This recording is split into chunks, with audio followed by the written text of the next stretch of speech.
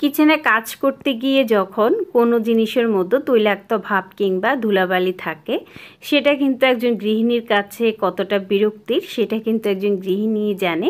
বিশেষ করে যাদের বাসাবাড়ির ভিতরে কিচেন, বাহিরে কিচেনের ব্যবস্থা নাই, তারা কিন্তু এই সমস্যাটা সব থেকে বেশি ফেস করে। আর যাদের হয়তো বাহিরে কিচেন থাকে তাদের ক্ষেত্রে হয়তো সেই সমস্যাটা তেমন পোহাতে হয় না। তো আজকে আপনাদের সাথে শেয়ার করব আমি কিভাবে আমার কিচেনটাকে নতুনের মতো ঝকঝকে করে রাখি, কোনো রকম তৈলাক্ত ভাব কিংবা ধুলাবালি একদমই থাকে না। আমি কিভাবে রাখি সেটাই আজকে আপনাদের সাথে শেয়ার করব। তো প্রথমেই রান্নাটা দেখিয়ে তারপরেই কিন্তু রান্না শেষেই আপনাদের সাথে শেয়ার করব। আসসালামু আলাইকুম এভরিওয়ান, কাছে দূরে দেশে দেশের বাহিরে যে যেখান থেকে আমার ব্লগটি দেখছেন, কিচেন অ্যান্ড ডেলি ব্লগসের নতুন একটি ভিডিওতে আপনাদের সবাইকে জানাই অনেক অনেক ভালোবাসা। আশা করছি সবাই ভালো আছেন। আপনাদের দোয়ায় আলহামদুলিল্লাহ আমিও পরিবারের সবাইকে নিয়ে ভালো আছি। আমি এমটি লিজা ঢাকা থেকে বলছি। তো প্রথমেই কিন্তু নামাজ পড়ে ফ্রেশ হয়ে নামাজ পড়ে নিলাম। তারপরে আমার টুকিটাকি একটু কাজ ছিল, তারপর নাস্তা বানিয়ে মেয়েকে বিদায় করে দিলাম। তো আজকে আর নাস্তাটা শ্যুট করলাম না, ডাইরেক্ট রান্না থেকে আপনাদের সাথে শেয়ার করছি। তো এখানে আমি চিকেন কোপ্তা কারি করব, সেজন্য আমি প্রথমেই চিকেন বলগুলোকে তেলের মধ্যে ভেজে নিয়েছি। তো ডাইরেক্ট আপনারা চিকেন দিয়ে বল বানিয়েও কিন্তু এই কোপ্তা কারিটা করতে পারেন। তো আমি একটু ঝটপট হওয়ার জন্য যে চিকেন বলগুলো বাসায় প্রয়োজন করা ছিল আমি সেগুলো দিয়ে আজকে কোপ্তা কারি করব। তো প্রথমে আমি পেঁয়াজটা তেলের মধ্যে ভেজে এখানে আমি আদা বাটা এবং রসুন বাটাটা দিয়ে দিলাম। তারপরে দিলাম আমি জিরে গুঁড়ো, ধনিয়ার গুঁড়ো, গরম মশলার গুঁড়ো, হলুদ গুঁড়ো, তারপরে হালকা করে একটু মরিচ গুঁড়ো, আর দিয়েছি এখানে আমি টক দই এবং টমেটো সস। সব কিছু দিয়ে মশলাটা খুব ভালো করে আমি কষিয়ে নিয়েছি। তারপরে চিকেন বলগুলো দিয়ে আবার একটু কষিয়ে নেব। এই কোপ্তা কারিটা খেতে কিন্তু ভীষণ মজাদার হয়, চাইলে কিন্তু বাসায় ঝটপট বানিয়ে নিতে পারেন। এখন একটু পানি দিয়ে দিলাম, তারপর আমি পানিটা শুকিয়ে আসা পর্যন্ত রান্না করে নেব। তো আমার কোপ্তা কারিটা হয়ে গিয়েছে, আর এখন আমি পাড়ার জন্য একটুখানি ইয়েলো যে পোলাওটা সেটা একটুখানি করে নেব। তো আজকে আর চাল ভেজে করছি না, সরাসরি আমি পানিতে চাল দিয়ে পোলাওটা করছি। রাইস কুকারে কিভাবে আপনারা ঝটপট একবারে ঝরঝরে মজাদার পোলাও তৈরি করবেন খুব অল্প সময়ে, ওই ভিডিওটি আমার চ্যানেলে আপলোড করা আছে, আমি আই বাটনে দিয়ে দিব, চাইলে দেখে নিতে পারেন। রাইস কুকারে সহজ পদ্ধতিতে ঝরঝরে ভাত রান্না করা এবং মার ফেলে ভাত রান্না করা এবং মাংস, কলিজা, বট সব কিছুর ভিডিওই কিন্তু আমার চ্যানেলে আপলোড করা আছে, চাইলে কিন্তু আপনারা দেখে নিতে পারেন। আমি আই বাটনে লিঙ্ক দিয়ে দিব এবং ডিসক্রিপশানেও কিন্তু লিঙ্কগুলো দেওয়া থাকবে। তো আমার প্রায় পোলাও কিন্তু রান্না হয়ে গিয়েছে, আর এখন আমি একটু সালাদ কেটে নেব মেয়ের জন্য।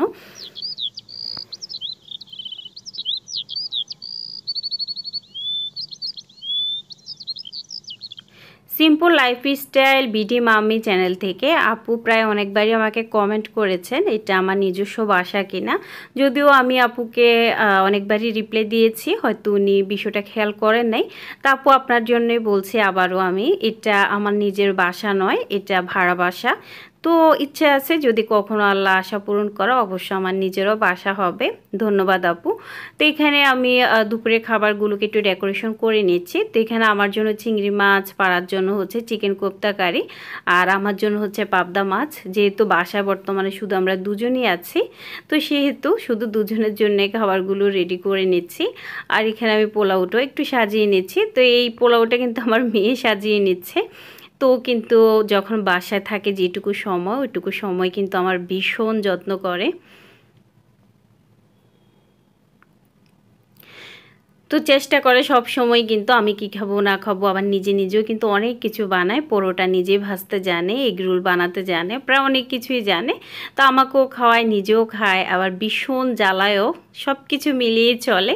তো এখন আমি চলে এলাম আমার কিচেন ক্লিন করতে। তা আমি কিন্তু প্রত্যেক দিন রান্নার শেষে আমার কিচেনটা যেভাবে ক্লিন করি সেটাই শেয়ার করব। আমি কিচেনের প্রত্যেকটা জিনিস কিন্তু মুছে ফেলি, কেননা যেহেতু এটা আমার মডুলার কিচেন না, এটা আমার খোলা কিচেন। সেই ক্ষেত্রে যখন রান্না করি তখন কিন্তু রান্নার সময় কিন্তু তেল বেশিরভাগই কিন্তু চারদিকে উড়ে যায়, যেটা হয়তো আমরা চোখে তেমন দেখি না। কিন্তু রান্নার ক্ষেত্রে অবশ্যই একটা কাজ করবেন, অবশ্যই অবশ্যই যে জানালাটা থাকে সেটা কিন্তু খুলে রাখবেন, আর যদি নেট থাকে তো নেটটা দিয়ে রাখবেন। তো আমার আবার ইদানিং একটু প্রবলেম হচ্ছে, আমার পাশে যেহেতু কাজ চলতেছে সেহেতু আমি জানালাটা বেশি একটা খুলতে পারছি না। আর দেখা গেছে এই তেল কিন্তু শুধু যে কিচেনে ছড়ায় সেটা না, আপনার বাসার ফার্নিচার থেকে শুরু করে বিভিন্ন জিনিসেও কিন্তু এই তেলটা গিয়ে কিন্তু একটা আঠালোভাবে সৃষ্টি করে। তো আমি প্রত্যেক দিন রান্নার শেষে কিন্তু প্রতিটা জিনিস আমি মুছে ফেলি। সপ্তাহে একদিন চেষ্টা করি সাবান দিয়ে মোছার জন্য, আর সপ্তাহে বাকি 6 দিন আমি ভিজা ন্যাকড়া দিয়েই মুছে ফেলি। আর বাসার ফার্নিচারগুলো আমি রেগুলার ক্লিন করি, যাতে কোনো রকম এই তেলের এই যে একটা আঠালো ভাব এটা যেন গিয়ে না জমে বা ধুলাবালি না জমে। সেজন্য আমরা যখন কিচেনে কাজ করি তখন যদি আসলে কিচেনের জিনিসগুলো ধরলে আঠালো লাগে, তেল তেল লাগে, তখন এত একটা বিরক্তি লাগে, ভীষণ খারাপ লাগে নিজের কাছে তখন। তো দেখা গেছে যাদের এই খোলামেলা কিচেন তাদেরকে কিন্তু এই কষ্টটা অনেক বেশি বহন করতে হয়। তবে একটু পরিশ্রম করলে কিন্তু আপনি এই কষ্টটা একদমই পাবেন না। তো আমার এই যে ভবনে আমি থাকি, এই ভবনের কিছু ভাবিরা কিছুদিন আগে আমার বাসায় এসেছিলেন। তো ওনারা কিন্তু তখন এসে মানে দেখলেন যে মানে আমি কিচেনটা যেভাবে রাখি, ওনারা অবাক হয়ে গিয়েছেন। তো বললেন যে ওনাদের মানে হেল্পিং হ্যান্ড আছে, কিন্তু ওনারা প্রত্যেক দিন পারে না, হয়তো মাসে বা 15 দিন পরে একদিন ওনারা ক্লিন করে, ওনারা কিন্তু পারে না। কিন্তু আমি প্রত্যেক দিনই ক্লিন করে ফেলি, এই জন্য আমার কোনো কিছুতেই কোনো তেলের ভাবই থাকে না। হয়তো আপনারা কতটা বিশ্বাস করবেন জানি না, কেউ আমার কিচেনে না আসলে হয়তো বুঝতে পারবে না যে আমার কিচেনে রান্না করি, এটা মনেই হবে না। কারণ সব সময় কিন্তু আমি কিচেনটা গুছিয়েও রাখি আর ক্লিন করে ফেলি, সেই জন্য কিন্তু একবারে সব কিছুই নতুনের মতোই থাকে, কোনো রকম কোনো তেল বা ধুলাবালি বা পুরান হয়ে যাওয়ার যে বিষয়টা সেটা কিন্তু থাকে না, সব সময় ঝকঝকেই থাকে। আর দেখা গেছে গৃহিণীরা কিন্তু এইটুকু কষ্ট যদি না করে তাহলেই কিন্তু তারা ওই যে বললাম যে যে আঠালো ভাব থাকে জিনিসপত্রের মতো, সেটাই কিন্তু তাদেরকে আসলে ভোগ করতে হবে। কারণ আমি মনে করি সবথেকে সহজ পদ্ধতি একটাই, রান্না শেষে সব কিছু সুন্দর করে ক্লিন করে ফেলা, আর অন্তত সপ্তাহে একদিনের জন্য হলেও সাবান জলে ধুয়ে ফেলা। তাহলেই কিন্তু মোটামুটি নিজের কাছেও তৃপ্তি হয়, নিজের কাছেও শান্তি হয়। এতক্ষণ পর্যন্ত যারা আমার ব্লগটি দেখছেন, ব্লগের কোনো অংশ যদি একটুখানিও ভালো লেগে থাকে, আন্তরিকভাবে অনুরোধ করব আপনাদের কাছে প্লিজ একটি লাইক দিবেন এবং সাবস্ক্রাইব করে বন্ধু হয়ে পাশে থাকার জন্য। আপনার একটুখানি সহযোগিতা আমাকে সামনের দিকে এগিয়ে যেতে অনেক অনেক সাহায্য করবে। কিচেনের এই টাইলসগুলো অর্থাৎ এই দেয়ালগুলোর মধ্যে কিন্তু অনেক বেশি কিন্তু তেল গিয়ে জমা পড়ে। তো সেগুলো যদি আপনারা ক্লিন না করেন তাহলে এগুলো কিন্তু একবারে কেমন যেন হয়ে যায়। তো প্রত্যেক দিন যদি মুছে ফেলা যায় তাহলে দেখবেন যে এই দেয়ালে যে আঠালো ভাবটা এটা কিন্তু একদমই আর থাকে না। এতে কিন্তু নিজের কাছে অনেক বেশি স্বস্তি হয়। আমি আগে যে বাসায় ছিলাম আমার সেই কিচেনটা ছিল মডুলার কিচেন। আমি ভিডিওর আই বাটনে ওই কিচেন ট্যুরের ভিডিওটা দিয়ে দিব, আপনারা চাইলে দেখে নিতে পারেন। তো আমার ওই কিচেনে কিন্তু আমাকে তেমন একটা ঝামেলা পোহাতে হতো না, যেহেতু সব কিছুই থাকতো ভেতরে, কোনো কিছুতেই তেলের ভাব থাকতো না, শুধু উপরের দিকটা ভালোভাবে মানে মুছে নিলে হতো বাহিরটা। তবে ভিতরটায় জিনিসপত্র থাকতো, সেই ক্ষেত্রে কিন্তু তেমন কোনো একটা অশান্তি ভোগ করতে হতো না। তবে যে কোনো আসলে মানুষের ক্ষেত্রে হোক না কেন, তার কিচেনটা যেমনই হোক, যদি সেটা একটু কষ্ট করে ক্লিন করা যায় তাহলে কিন্তু মোটামুটি একটা শান্তি বা একটা স্বস্তি পাওয়া যায়। তবে এটা আমি জানি একজন গৃহিণীর জন্য এই সময়টা ম্যানেজ করা অনেক বেশি কঠিন। তো সেই ক্ষেত্রে আপনারা একটা কাজ করতে পারেন, রান্না বসিয়ে কিন্তু এই কাজগুলো করে নিতে পারেন। যেমন আমি রান্না বসিয়ে আমার অন্য কাজগুলো করে ফেলি, ঠিক তেমনই রান্না বসিয়ে যদি করেন তাহলে দেখবেন যে আপনারাও কিন্তু এই দিক থেকে ভীষণ একটা শান্তি অনুভব করবেন। আমি যখন কোনো কিছু ক্লিন করি এত বেশি ভয় থাকি, বিশ্বাস করবেন কি না, কারণ আমার হাত থেকে সব কিছুই পড়ে আর ভাঙে। আমি বিশেষ করে ঢাকায় আসার পর থেকে সব থেকে বেশি জিনিসপত্র ভেঙেছি। কাজ যে কতটা ভেঙেছি আমি বলে বোঝাতে পারবো না। এই যে এখানে ব্লু কালার দুটো পট দেখতেছেন না, এগুলো কিন্তু আমি দীপাপুর কাছ থেকে নিয়েছিলাম, কিন্তু একদিনও ব্যবহার করি নাই। আমি যখনই নামিয়ে ক্লিন করছিলাম তখনই আমার হাত থেকে উপরে ঢাকনাটা পড়লো আর ভেঙে গেল। তো এখন কি করব বলেন, এমন একটা অবস্থা, আমার হাত থেকে পড়বে আর জিনিস ভাঙবে না, এটা কখনো হতেই পারে না। প্লাস্টিক হোক কাঁচ হোক সেটা ভাঙবেই। তো আমার না মানে খুব ভয় লাগে এখন কোনো কিছুতে হাত দিতে, মনে হয় এই বুঝি ভেঙে গেল। যতই আমি খেয়াল করি না কেন তারপরেও ভেঙে যায়। এখন আমার এই সাদা যে 3টে আমি কিনেছিলাম, এই যে দেখতেছেন না সাদা 3টে পট, এগুলা সিরামিকের। তো আমার ভয় করে যে এগুলো আবার কোন সময় যে হাত থেকে পড়বে আর ভেঙে যাবে। তো এখন আমি কি করব, আর এটাতে এখন চামচ রাখা শুরু করেছি। মনে হচ্ছে যে এটাকে মানে এভাবে খালি রাখার থেকে এটার মধ্যে 3টে চামচ রাখি, তাহলেও সেটা সুন্দর লাগবে। আমি এই 2টো পট কিনেছিলাম একটা উদ্দেশ্যেই, কিন্তু একটা ঢাকনা তো ভেঙেই গেল। তা আবারও একটা আনতে হবে, তাহলে হয়তো আমার আবার সেই জিনিসটা হয়ে যাবে। তো আমি যেহেতু এখানে সস কাউন্টারটা রেখেছি, এগুলো কিন্তু প্রচুর ধুলা তেল জমে যায়, তো সেই জন্য আমি প্রত্যেক দিন ক্লিন করি। কারণ এগুলো কিন্তু সসটা যেহেতু প্রায় প্রত্যেক দিনই প্রয়োজন হয়, বিশেষ করে মেয়ের খাবারে বেশি প্রয়োজন। তো হাত দিলে যদি তেল তেলে ভাব লাগে তখন কেমন লাগবে, খুবই মানে বিরক্তিকর হবে। তো আমি প্রত্যেক দিন ক্লিন করার কারণে এগুলোতে কিন্তু কোনো রকম আর তেল জমে না। যখন আমরা একটা জিনিস আসলে কিনি বা একটা জিনিস দিয়ে সাজানোর চেষ্টা করি, সেটা শুধু সাজালেই হয় না, সেটাকে কিন্তু সুন্দর রাখাটাও বা পরিষ্কার রাখাটাও অনেক বেশি জরুরি আমি মনে করি।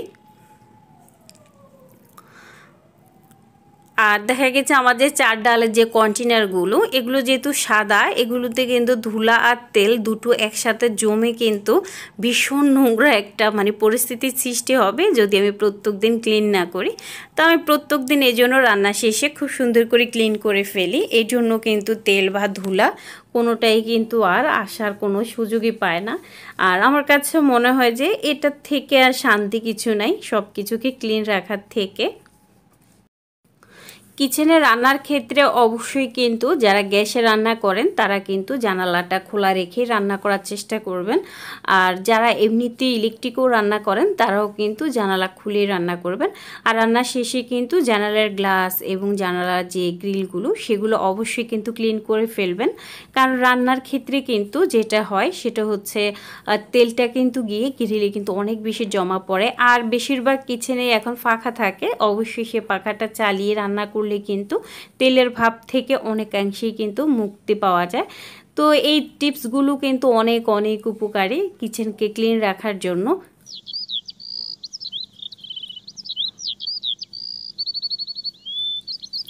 তো আমি মোটামুটি এগুলো সব কিছু ক্লিন করে নিয়েছি। এরপর কিন্তু আমি আমার সিঙ্ক এরিয়াটাকে ক্লিন করব। আর যেদিন বাসায় মাছ মাংস আসবে, মাছ মাংস ধোয়ার পর অবশ্যই কিন্তু সিঙ্ক এরিয়াটাকে গরম পানি এবং হুইল পাউডার দিয়ে ভালো করে ক্লিন করে নিতে হবে, যেটা আমি করে থাকি।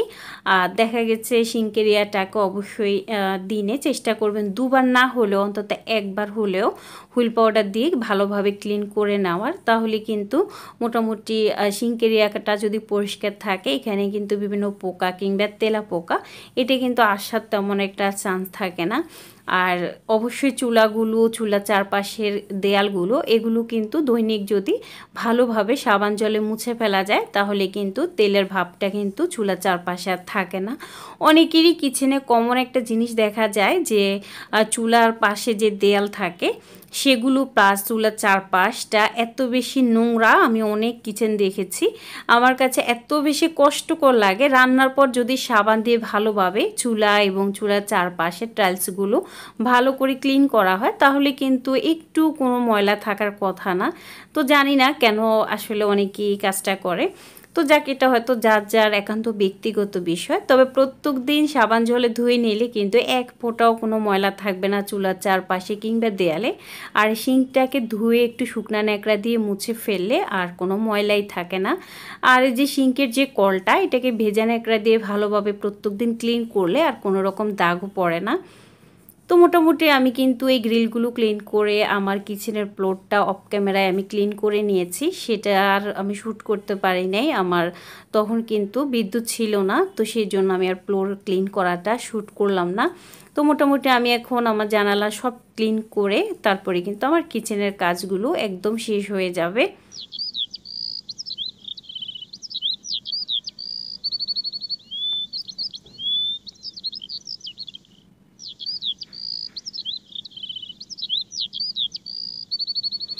তো আমার কাজকর্ম শেষ করে গোসল করে নামাজ পড়ে দুপুরে খাওয়ার জন্য আমি এবং মেয়ে প্রস্তুতি নিলাম। তো এখানে মেয়ের খাওয়া শুরু হয়েছে, আমিও খেয়ে নিচ্ছি অফ ক্যামেরাতেই। তো মেয়েকেই শুধু দেখাচ্ছি।